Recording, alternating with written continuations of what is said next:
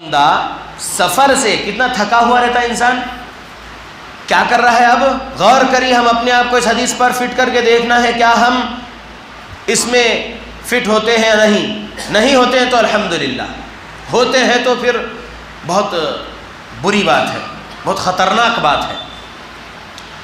وہ سفر لمبا کر کے آیا، حالت اس کی سفر کی ہے، پورے بال پرا گندا ہے، جسم غبار آلود ہے، اور پھر وہ دعا کے لیے آسمان کی طرف اپنے دونوں ہاتھ پھیلاتا ہے اور کہتا ہے اے میرے رب، اے میرے رب، جبکہ اس کا کھانا حرام کا ہے، اس کا پینا حرام کا ہے، اس کا لباس حرام کا ہے، اور اس کی جو غذا ہے وہ حرام سے ملی ہوئی ہے، تو اس کی دعا کہاں سے قبول ہوگی؟ انا للہ و انا الیہ راجعون، کہیے آپ سب لوگ انا للہ و انا الیہ راجعون۔ چاروں چیزیں ہمارے اندر ہے کیا؟ ہم دیکھنا، اگر دعا کی قبولیت کی پہلی شرط پر ہی ہم صحیح نہیں ہیں تو پھر ہم یہیں پر رکنا، اور ہم اپنے آپ کی اصلاح کی فکر کرنا روتے ہوئے، کیا کرتے ہوئے؟ روتے ہوئے۔ بہت بڑی بات ہے، غور کریے۔ دعا کے لیے آسمان کی طرف ہاتھ اٹھایا، اے میرے رب، اے میرے رب بول رہا ہے، دعا کر رہا ہے نا اپنے رب سے۔ اے غوث اعظم دستگیر مدد کر دو نہیں بول رہا، اے خواجہ غریب نواز یا معین الدین چشتی اجمیری نہیں بول رہا، جبکہ غریب نواز بھی اللہ ہے، غوث اعظم بھی اللہ ہے۔ تو اللہ کے آخری نبی کے امت میں یہ گزرے ہوئے لوگوں کو جو پکار رہے ہیں، لا الہ الا اللہ محمد رسول اللہ پڑھنے والے کئی لوگ ان کو مدد کے لیے پکار رہے ہیں، جبکہ وہ ان کی قبروں میں زندہ نہیں ہے، مردہ ہے، سورہ نحل سورہ نمبر 16 آیت نمبر 20-21 کے مطابق۔ تو وہ مردوں کو پکارنے کی بات نہیں ہے یہاں پر، یہ بندہ کس کو پکار رہا ہے؟ اے میرے رب، اے میرے رب بول رہا ہے۔ تو شرک والی دعا نہیں کر رہا ہے نا، اللہ کو پکار رہا ہے نا۔ اب اللہ کو بندہ پکار رہا ہے، لیکن کھانا کس چیز کا ہے؟ حرام کا۔ پینا کس چیز کا ہے؟ حرام کا۔ پہننا کس چیز کا ہے؟ حرام کا۔ جو غذا مل رہی ہے وہ کہاں سے ہے؟ حرام ذریعے سے۔ تو اس بندے کی دعا کیسے قبول کرے گا اللہ؟ کہاں قبول ہوگی؟ یہ نبی صلی اللہ علیہ وسلم نے کہا ہے، صحیح مسلم حدیث نمبر 2346۔ یہاں رکتے ہیں ہم لوگ۔ مسلمانوں میں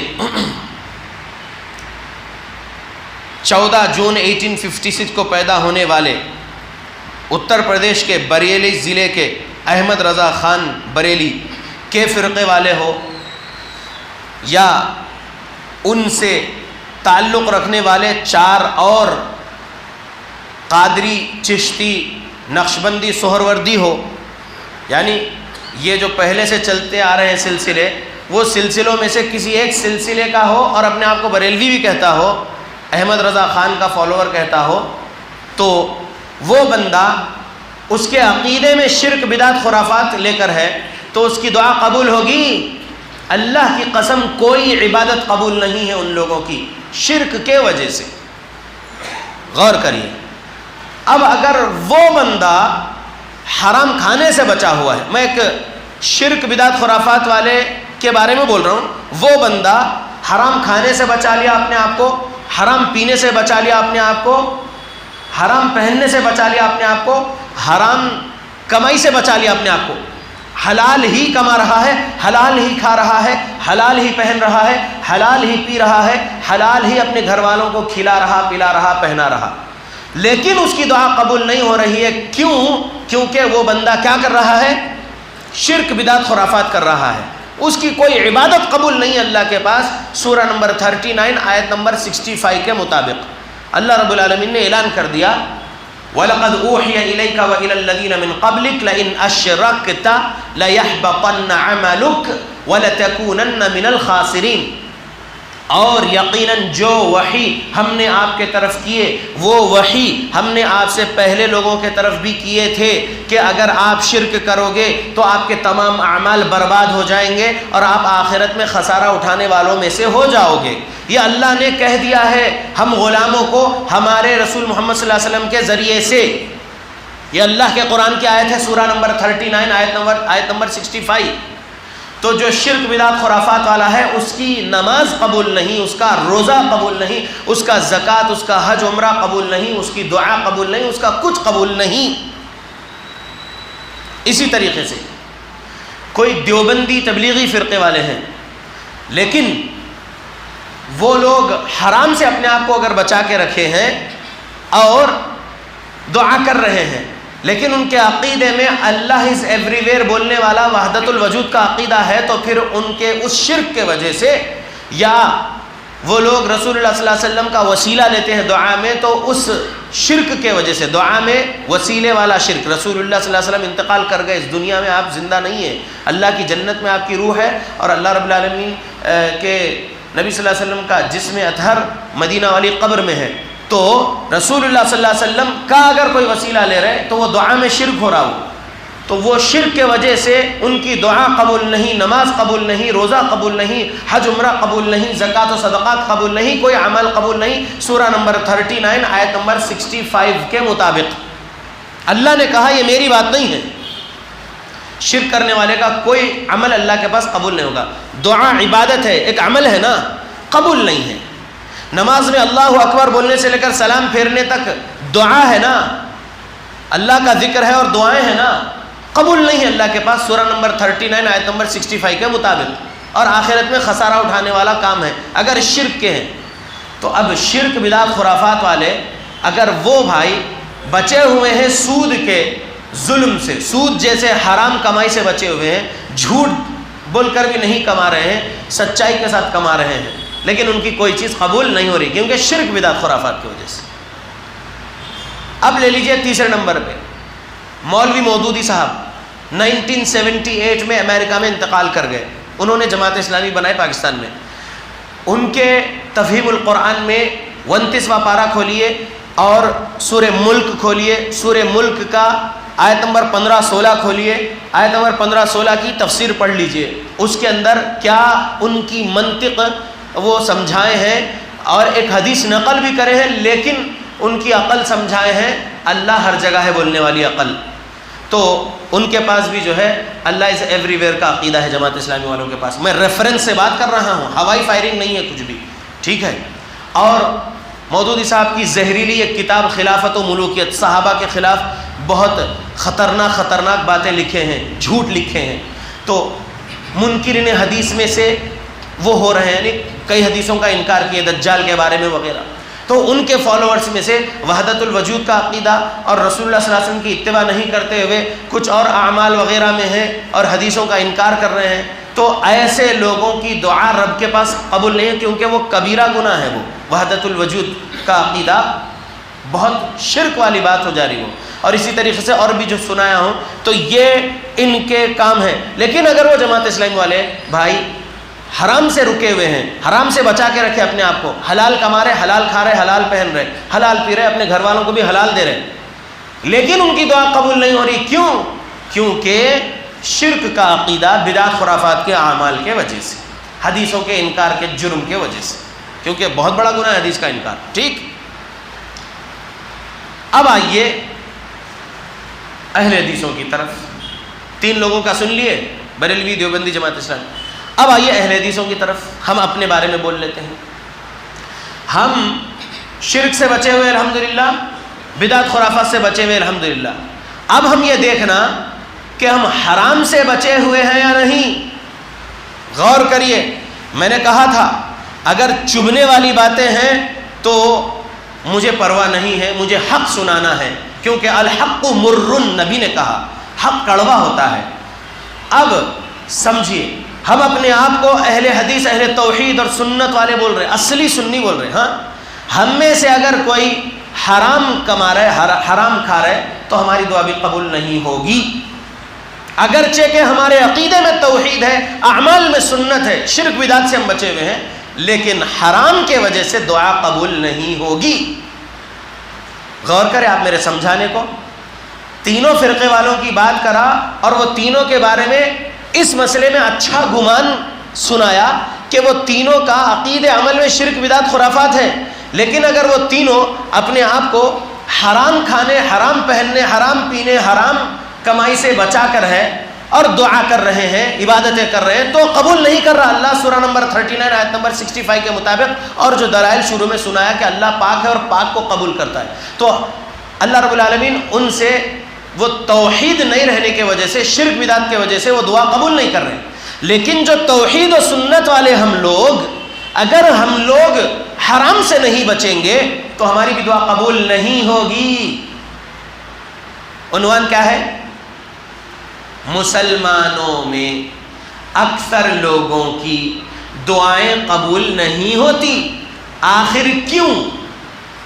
تو اب ہم اس حدیث پر اپنے آپ کو فٹ کرنا، ہم حرام کما رہے ہیں کیا؟ اب دیکھیے، ایجوکیشن لون اگر اہل حدیث ہوتے ہوئے لے رہے ہیں تو کبیرہ گناہ کر رہے ہیں، سود حرام ہے۔ بائک لون لے رہے تو حرام ہو رہا ہے، کار لون لے رہے تو حرام ہو رہا ہے، ہوم لون لے رہے تو حرام ہو رہا ہے، گولڈ لون لے رہے تو حرام ہو رہا ہے۔ تو یہ جو سودی معاملات میں اپنے آپ کو رکھ رہے، یہ حرام ہے نہیں ہے؟ آپ لوگوں کا دل مانتا ہے، بات نہیں مانتا؟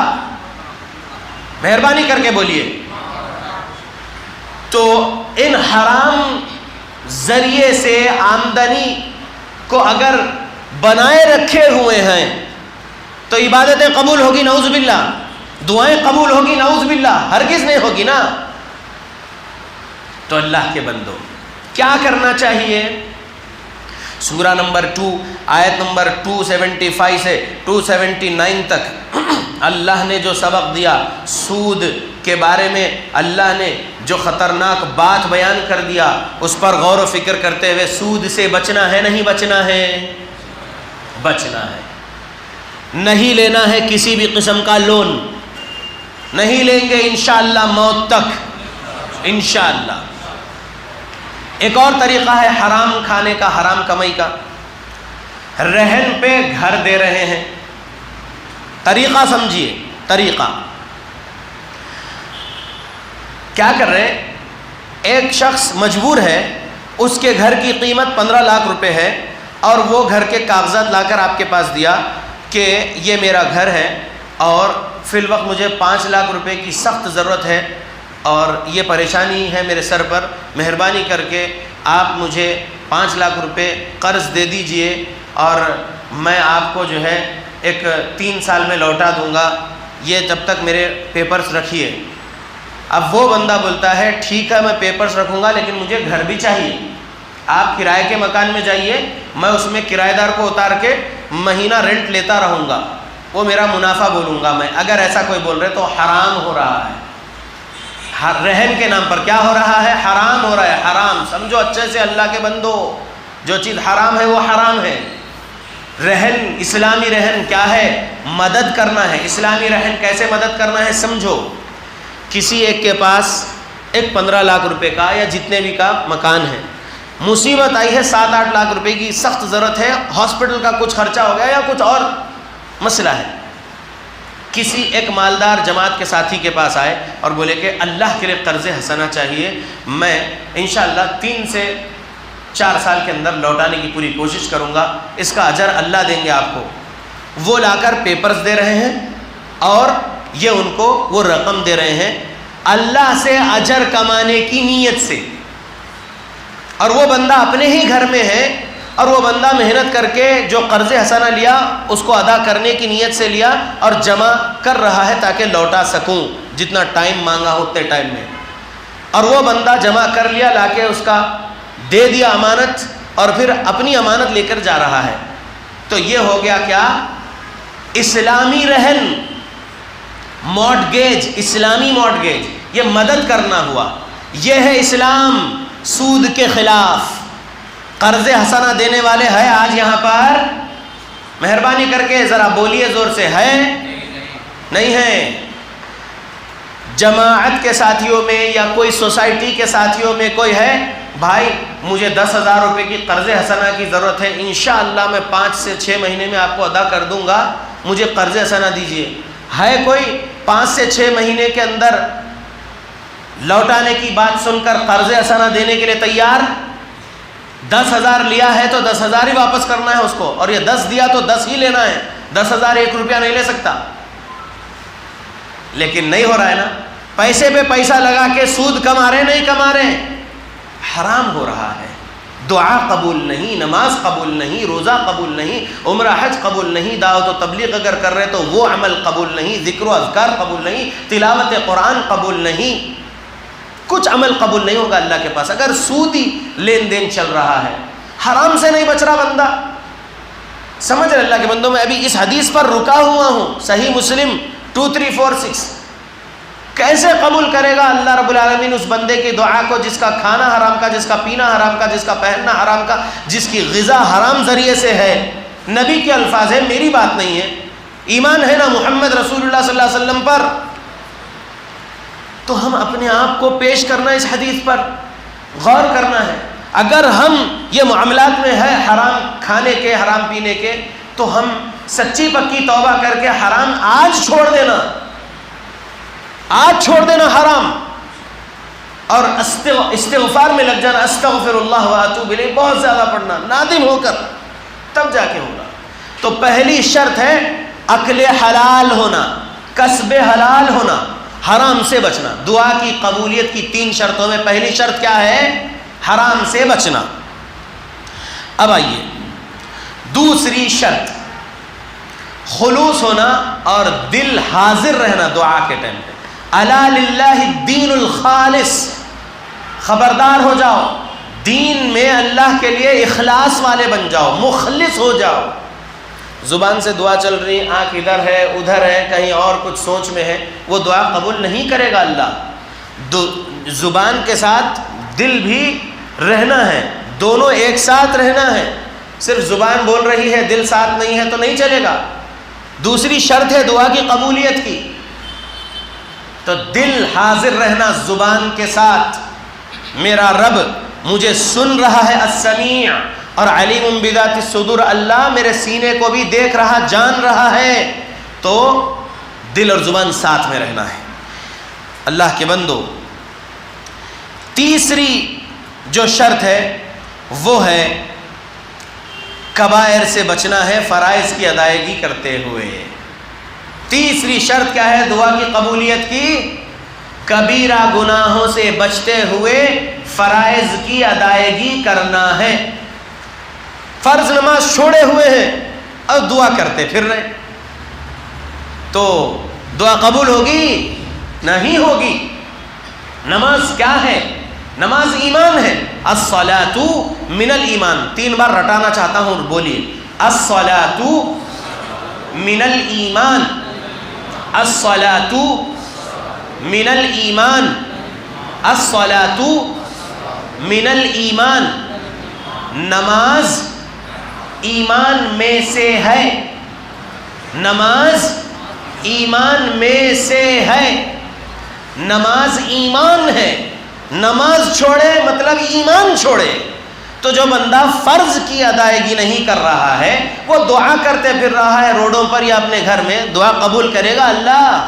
تیسری شرط ہے پہلے فرائض کی ادائیگی ہونا اور کبیرہ گناہوں سے بچنا، تب اللہ رب العالمین جو ہے دعا قبول کرے گا. کیوں قبول نہیں ہو رہی دعا؟ مطلب یہ ہے، شیخ سدیس حفظہ اللہ کی دعا قبول ہوتی ہوگی، کچھ دعائیں قبول کرتا ہوگا اللہ رب العالمین، اور کچھ ان کی دعائیں ان کی آخرت کا ذخیرہ بناتا ہوگا. ایسے ہی ائمہ حرمین یا اور بھی امام لوگ اور بھی محدث اور مفسر لوگ جو کبیرہ گناہوں سے بچے ہوئے رہتے ہیں اور فرائض کی ادائیگی کرتے ہیں اور زبان کے ساتھ دل بھی ان کا حاضر رہتا ہے دعا کے وقت، اور وہ حرام سے بچے ہوئے ہوتے ہیں، الحمدللہ ان کی دعائیں فوراً کچھ دعا قبول کرتا ہوگا اللہ، اور کچھ دعاؤں کے آخرت کا ذخیرہ کر دیتا ہوگا اللہ، اور کچھ مصیبت سے ان کو بچاتا ہوگا اللہ. لیکن ہم اپنے اوپر غور و فکر کرنا ہے. ہم تو امام حرم جیسے تو نہیں بن سکتے نا، ہم لوگ تو گنہگار ہیں. وہ بھی جو ہے معصوم عن الخطا نہیں ہیں، ان سے بھی گناہ سرزد ہوتے ہیں، لیکن ہم بتا رہے کہ ہم ان کے بارے میں اچھا گمان رکھ رہے ہیں. ہم گنہگار ہیں، ہم ان سے زیادہ گناہ کرتے ہیں، یہ بولنا چاہیے۔ وہ گناہوں سے بچے ہوئے ہوں گے، بڑے بڑے گناہ نہیں کرتے ہوں گے، چھوٹے چھوٹے گناہ ہو جاتے ہوں گے، اللہ معاف کرتا ہوگا۔ تو ہم اپنے بارے میں یہ بولنا کہ میں کون سے کبیرہ گناہ کر رہا ہوں، شاید میرے یہ بڑے گناہ کی وجہ سے اللہ میری دعا قبول نہیں کر رہے، شاید میں نمازیں چھوڑ رہا ہوں اور اللہ رب العالمین سے نہیں ڈر رہا ہوں اور بس غفلت میں ہوں، اللہ اس لیے میری یہ دعا قبول نہیں کر رہے۔ اگر کبھی کر بھی لیتا ہوں میں دعا، تو میں شرائط دعا کو پورا نہیں کر رہا ہوں، اس لیے میری دعا قبول نہیں ہو رہی ہوگی، یہ سمجھنا ہے پہلے نمبر پہ۔ اللہ کے بندو، اگر ہم شرائط دعا پورے نہیں کریں گے تو دعا قبول نہیں ہوگی۔ اللہ کے بندو، اللہ کے قرآن کی آیت ہے، ان تجتنبوا کبائر ما تنہون عنہ نکفر عنکم سیئاتکم وندخلکم مدخلا کریما۔ ترجمہ، ان اگر تجتنبوا اجتناب کرو گے تم، اپنے آپ کو بچاؤ گے تم، کبائر بڑے بڑے گناہوں سے اپنے آپ کو بچاؤ گے تو تمہارے چھوٹے چھوٹے گناہوں کو ہم معاف کر دیں گے اور تم کو عزت والی جگہ میں داخل کریں گے، اللہ نے کہا۔ تو ہم اللہ کے غلاموں کو بڑے گناہوں سے بچنا چاہیے۔ سب سے بڑا گناہ شرک، دوسرے نمبر کا بڑا گناہ ماں باپ کی نافرمانی، تیسرے نمبر کا بڑا گناہ جھوٹ بولنا، جھوٹی گواہی دینا، چوتھے نمبر کا گناہ چغلی، غیبت، ظلم، یتیموں کا مال ناحق کھا جانا اور کسی کا بھی مال ناحق کھا جانا، اللہ کے مسجدوں کا مال ناحق کھا جانا، مدرسوں کا مال ناحق کھا جانا۔ حق حلال سے مل رہا ہے الحمدللہ، حلال طریقے سے نہیں مل رہا، جیسے آ رہا ویسا کھا جا رہے ہیں، تو یہ ظلم ہو رہا ہے، یہ کبیرہ گناہ ہے۔ تو ہر کبیرہ گناہ سے اپنے آپ کو بچانا ہے، چوری سے بچانا ہے، شراب سے بچانا ہے، زنا سے بچانا ہے، جادو سے بچانا ہے، اپنے پیشاب کے چھینٹوں سے اپنے آپ کو بچانا ہے۔ یہ بڑے بڑے گناہ ہیں، یہ بڑے گناہوں سے ہم بچا کے رکھیں گے اپنے آپ کو اور فرائض کی ادائیگی کریں گے تو اللہ رب العالمین ہماری وہ چیز دیکھے گا کہ ہاں ہم دعا کی شرطوں کو پورا کر رہے ہیں، حرام سے بچے ہوئے ہیں، آداب دعا بھی سمجھے ہوئے ہیں اور ہم دعا کر رہے ہیں۔ تو ہو سکتا ہے کہ ہماری دعا اللہ فوراً قبول کر لے، یا فوراً نہیں قبول کر کے آخرت کا ذخیرہ بنا دے، یا ہماری کوئی مصیبت ہم سے دور کر دے، مصیبت ہٹا دے اللہ رب العالمین۔ تو ہم مایوس نہیں ہونا ہے اللہ سے۔ کیا نہیں ہونا ہے؟ میں اتنی دعا کر رہا ہوں مولانا صاحب لیکن میری دعا نہیں قبول ہو رہی، ایسا بہت سارے لوگ بولتے ہیں۔ مایوس نہیں ہونا ہے اللہ سے۔ یہ تین باتیں یاد رکھ لو جو حدیث میں نے آپ کو سٹارٹنگ میں سنا دیا، ابو سعید خدری رضی اللہ عنہ سے روایت کردہ حدیث۔ سمجھ رہے؟ اللہ کی مرضی ہے، جب دعا قبول کرنا ہے اس کی مرضی ہے، اور دعا میں شرط لگا کے دعا نہیں کرنا۔ اگر آپ چاہے تو مجھے بخش دو نہیں بولنا، اگر آپ چاہے تو مجھے عطا کر دو نہیں بولنا، بلکہ کیسا بولنا؟ یا اللہ مجھے بخش دیجئے، یا اللہ مجھے عطا کر دیجئے۔ سمجھ رہے اللہ کے بندو؟ شرطیہ دعا نہیں ہے، آپ چاہے تو نہیں بولنا ہے۔ اللہ کے خزانوں میں کمی نہیں ہے، اللہ رب العالمین دینے والا ہے، الوہاب، بہت دینے والا ہے۔ اللہ رب العالمین المجیب ہے، قبول کرنے والا ہے۔ شرائط دعا کو پورا کرو۔ آداب دعا بھی سن لیجئے۔ آداب دعا میں کیا ہے؟ طہارت ہے، وضو ہے، ہاں، قبلے کی طرف ہم اپنے آپ کو ہمارا رخ کرنا ہے، پھر دونوں ہاتھوں کو کندھوں کے برابر اس طریقے سے اٹھانا ہے، اور عاجزی انکساری ہو، گڑ گڑاہٹ ہو، خفیہ طریقے سے ہو، اللہ رب العالمین کے ناموں کا واسطہ وسیلہ ہو۔ اللہ رب العالمین کو بولنا ہے کہ اللہ آپ کو آپ کی الغفار صفت کا واسطہ وسیلہ مجھے بخش دو، یا اللہ آپ کو آپ کی الرحمن الرحیم صفت کا واسطہ وسیلہ آپ مجھ پر مہربانی کریے، مجھ پر رحم کریے یا اللہ آپ کو آپ کی الوہاب صفت کا واسطہ مجھے عطا کریے، خیر اور بھلائی، عافیت۔ اللہ کے ناموں کا واسطہ وسیلہ اگر ہم دیتے رہیں گے تو اللہ رب العالمین ہم سے راضی ہوں گے انشاءاللہ۔ تو آداب دعا کو بھی سمجھنا ہے۔ ایک بات بولوں، آپ لوگ یہ حدیث سنے ہوں گے، اذان اور اقامت کے درمیان کی جانے والی دعا قبول کرتے ہیں اللہ رب العالمین۔ یہ حدیث سنے ہوں گے نا؟ حدیث صحیح ہے۔ اب کتنے لوگ کرتے بھی ہوں گے لیکن دعا قبول نہیں ہو رہی۔ کیوں قبول نہیں ہو رہی؟ کتنے سالوں سے میں یہ دعا کر رہا ہوں لیکن قبول نہیں ہو رہی۔ وجہ شرائط دعا پوری نہیں کر رہے ہوں گے، آداب دعا پوری نہیں کر رہے ہوں گے، اس لیے قبول نہیں ہو رہی۔ اور اگر شرائط دعا اور آداب دعا پوری کر رہے ہیں آپ اللہ سے ڈرتے ہوئے تو اللہ رب العالمین دعا نہیں قبول کر کے آخرت کا ذخیرہ بنا رہے ہوں گے یا مصیبتوں کو ہٹا رہے ہوں گے۔ یہی امید رکھنا ہے اپنے اللہ سے، اپنے اللہ سے اچھا گمان۔ اللہ کے نبی صلی اللہ علیہ وسلم انتقال سے 3 دن پہلے کیا فرمائے؟ اپنے رب سے حسن ظن رکھو، اپنے اللہ سے کیا کرو؟ اچھا گمان رکھو، اللہ سے نا امید نہیں ہونا، مایوس نہیں ہونا، برا گمان نہیں کرنا اللہ سے ہمیشہ اچھا گمان کرنا ہے۔ اللہ کے بندو کبائر سے بچنے والی ایک بات سمجھ لو، کبائر، ظلم کبیرہ گناہ ہے یا نہیں ہے؟ ظلم کرنا کبیرہ گناہ ہے نا؟ جی سنیے، ایک مسلمان دوسرے مسلمان پر زبان سے ظلم کر رہا ہے، جھوٹے الزامات لگانا ظلم ہے یا نہیں؟ آپ بولیے۔ نہیں، صرف گردن ہلانے سے نہیں چلے گا۔ ایک مسلمان دوسرے مسلمان پر جھوٹا الزام لگا رہا ہے، ظلم ہے یا نہیں ہے؟ ظلم ہے۔ غور سے سنیے، مودودی صحابہ پر جھوٹے الزامات لگائے ہیں، ان کی کتاب خلافت و ملوکیت میں ظلم کرے نہیں کرے؟ نہیں، گردن ہلانے سے نہیں چلے گا، کرے نا۔ ظلم کرنے والوں کے خلاف ٹھہرنا ہے ہم کو، اور مظلوم کے لیے آواز اٹھانا ہے ہم کو۔ بولتے ہیں کئی لوگ، نہیں بولتے؟ بولتے۔ تو ظلم کرنے والوں کے خلاف آواز اٹھا رہے ہیں، مظلوم کے لیے۔ تو آپ کسی آرگنائزیشن سے جڑ کے بول رہے ہیں، اب وہ آرگنائزیشن والے مودودی صاحب کی آئیڈیالوجی والے اگر ہیں، کئی لوگ سمجھ گئے اور کئی لوگ ہنس بھی رہے ہیں میری بات کو سن کر، لیکن مہربانی کرو، میں موت سے نہیں ڈرتا، مہربانی کرو بہت غور سے سنو۔ وہ آرگنائزیشن والے اگر مظلوم کے لیے، ہم ظالم کے خلاف آواز اٹھانے والے آرگنائزیشن والے ہیں بول رہے، تو وہ مودودی صاحب کے ظلم کے خلاف کبھی زبان کھولے؟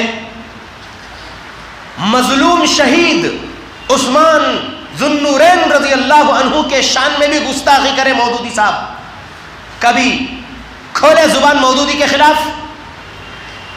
تو وہ ظلم نہیں ہوا؟ موجودہ دور میں اگر کسی مسلمان پر کوئی بندہ اگر ظلم کر رہا، یا RSS والے ظلم کر رہے، بجرنگل والے ظلم کر رہے، میں کسی کے باپ سے نہیں ڈرتا، موت سے نہیں ڈرتا، وہ لوگ نام لے کر ہمارے خلاف زہر اگل رہے، ہم حق بول رہے، زہر نہیں اگل رہے، ہم نام لے کر رد کریں گے ہر برائی کا۔ سنیے میری بات، تو وہ موجودہ دور میں مظلوم کی مدد کی بات کر رہے ہیں، اور ساتھ کس کا دے رہے ہیں؟ ایسی تنظیم والوں کا، ایسی آئیڈیالوجی والوں کا جو سب سے بہترین لوگ، خیر امت صحابہ رضی اللہ عنہ، مومنین صحابہ رضی اللہ عنہ کی شان میں گستاخی کرتے، ایسوں کا ساتھ دے رہے ہیں۔ تو یہ ہپوکریسی ہوئی یا نہیں ہوئی؟ منافقت ہے یا نہیں ہے؟ بولیے، میرا مقام و مرتبہ زیادہ ہے یا معاویہ رضی اللہ عنہ کا مقام و مرتبہ زیادہ ہے؟ زور سے بولیے۔ معاویہ رضی اللہ عنہ ایک منٹ کے لیے اللہ کے نبی صلی اللہ علیہ وسلم کے ساتھ ٹھہرے ہوں گے، پیارے نبی کے فرمان کو سن کے کچھ ایک منٹ لکھے ہوں گے، ان کی وہ ایک منٹ کا نیک عمل میرے کو اگر اللہ 100 سال کی زندگی دے دے اور میں 100 سال اللہ کے دین کی دعوت و تبلیغ میں مصروف رہوں، تو معاویہ رضی اللہ عنہ کے ایک منٹ کو نہیں پہنچ سکتا۔ میں فصیح الدین حیدرآبادی، میں اپنے بارے میں کہتا ہوں، میں ان کے مقام نہیں، ان کے وہ ایک منٹ کو نہیں پہنچ سکتا اگر 100 سال بھی عبادت کر لوں اللہ کی۔ وہ ہے صحابہ۔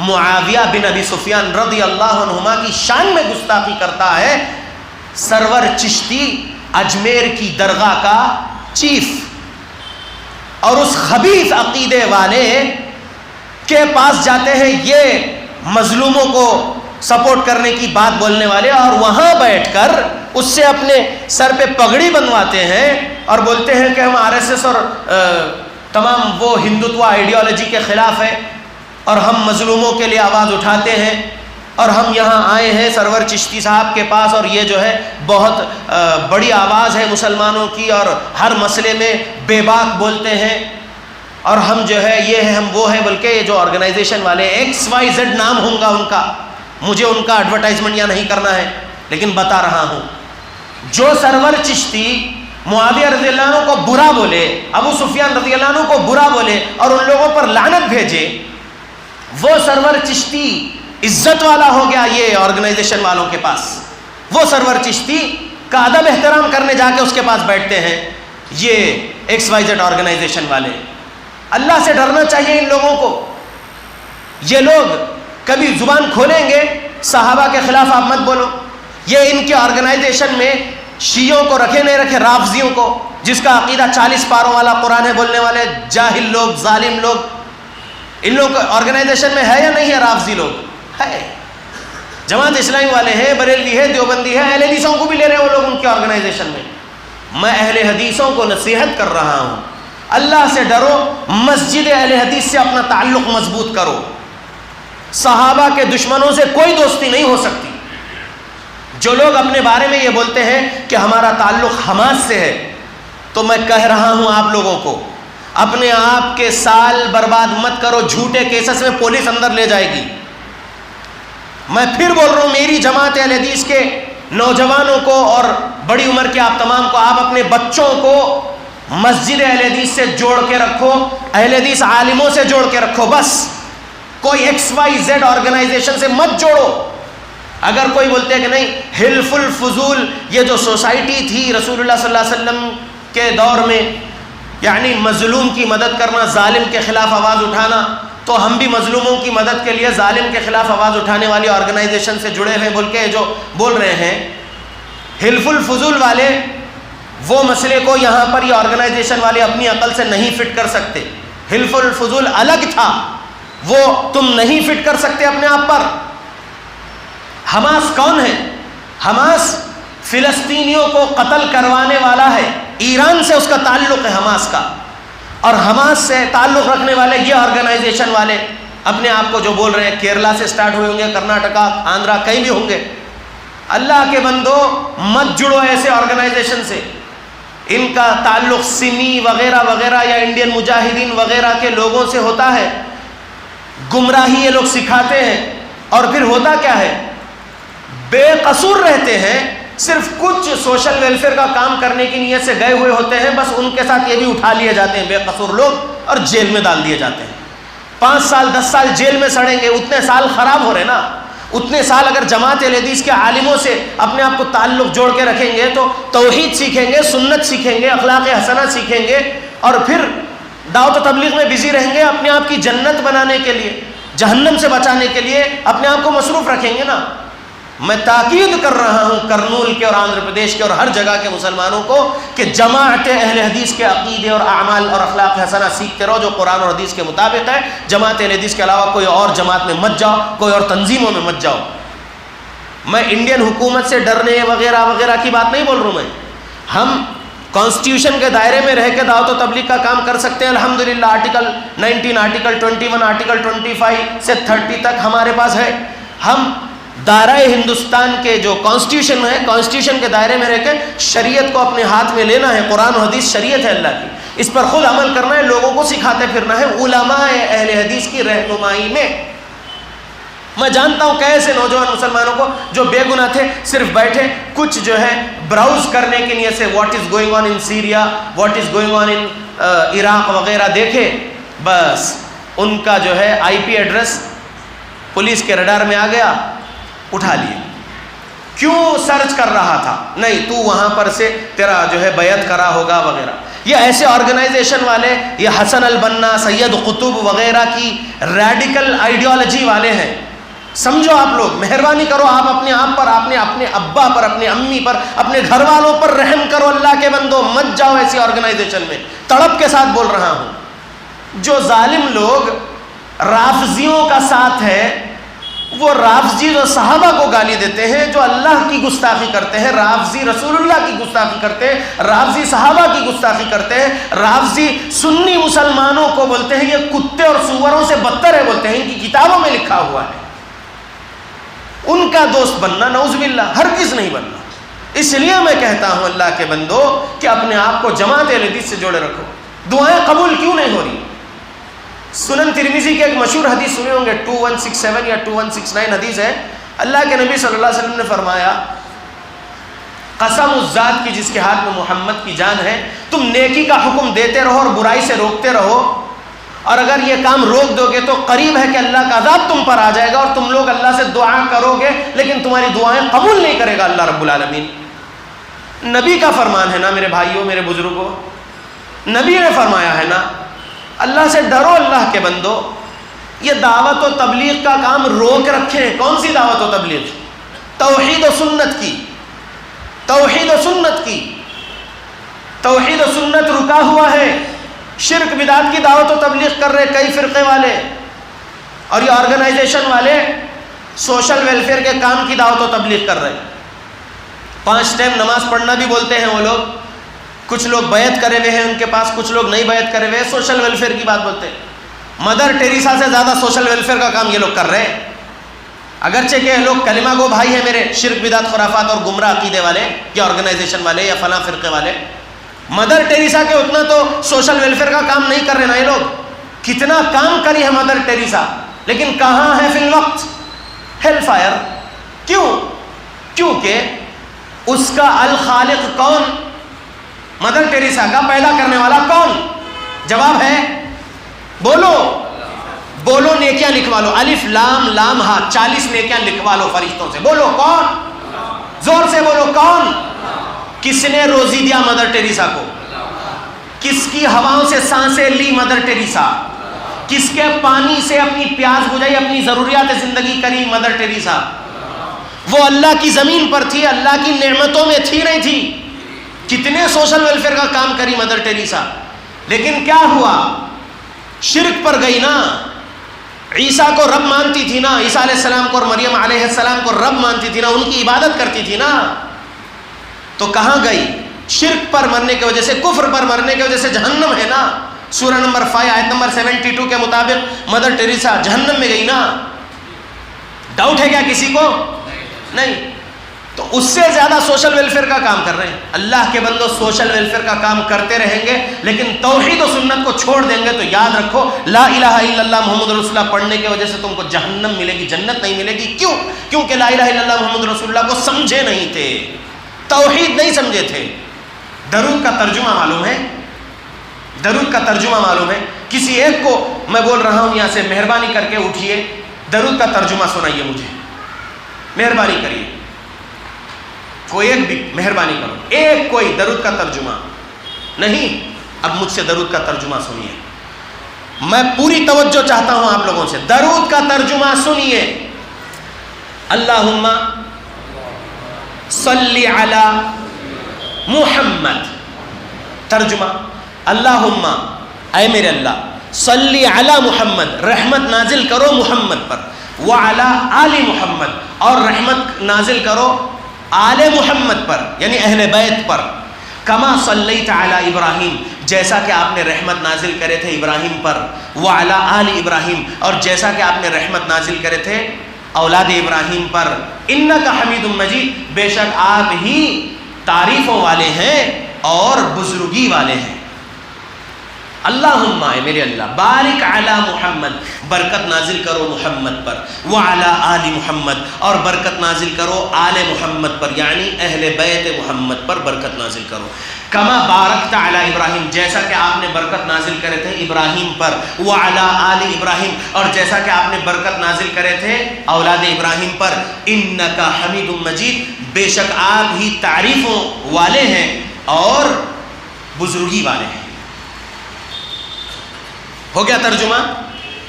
4 سوال ہے درود میں۔ کتنے سوال ہے درود میں؟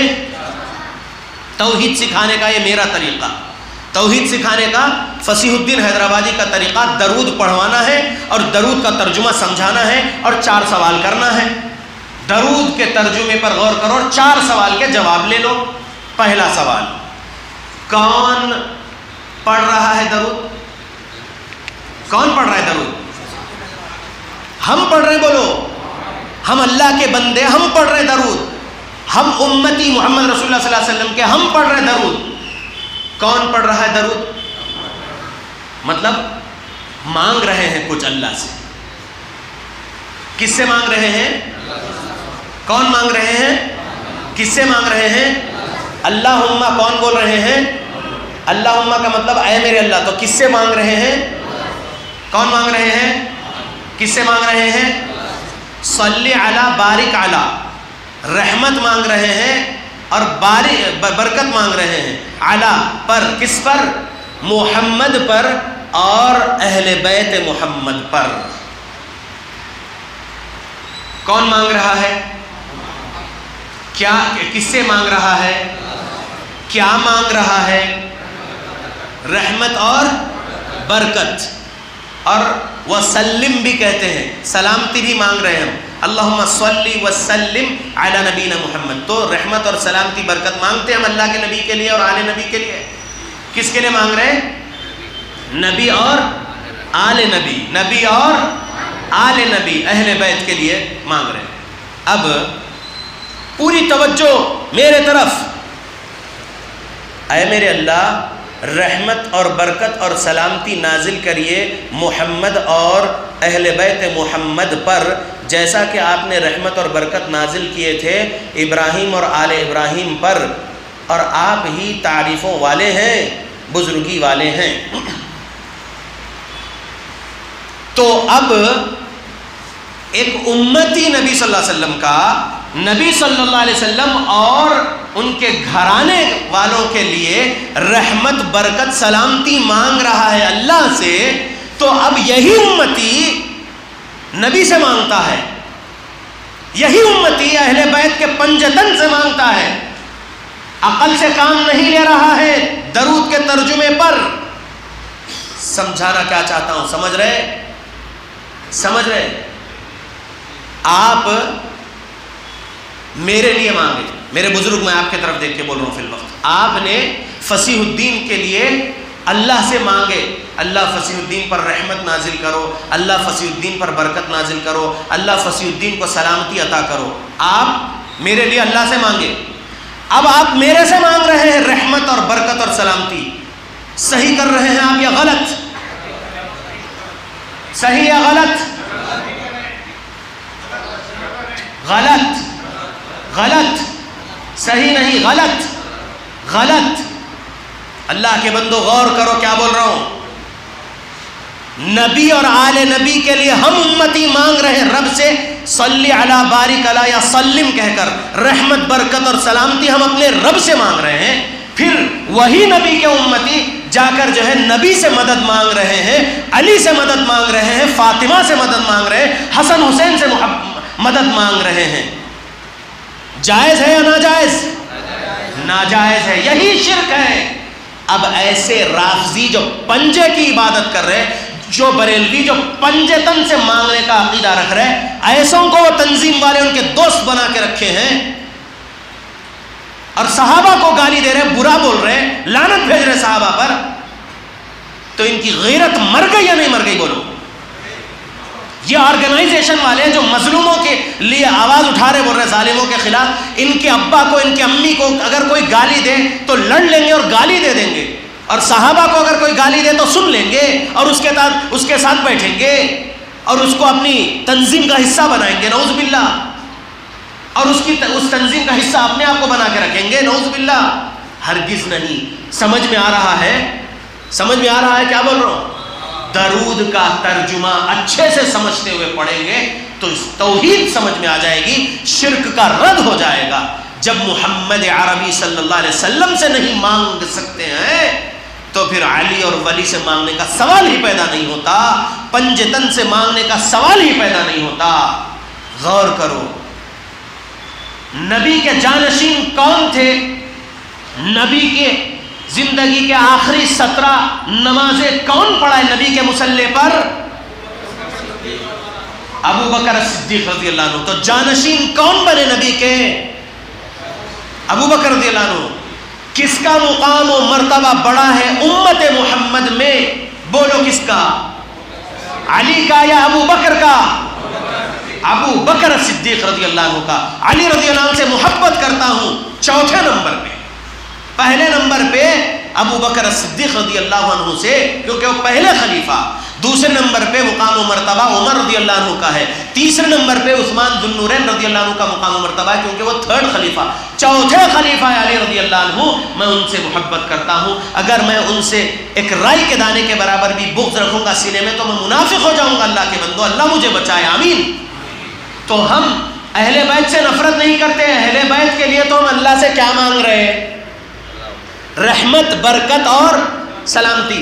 آپ کو اللہ کی رحمت چاہیے، آپ کو اللہ کی برکت چاہیے، آپ کو اللہ کی سلامتی چاہیے، اب وہی آپ اللہ رب العالمین سے مانگ رہے ہیں نبی اور آل نبی کے لیے، پھر اب وہی نبی اور آل نبی سے آپ رحمت، برکت، سلامتی مانگیں گے تو کیا ہو جائیں گے؟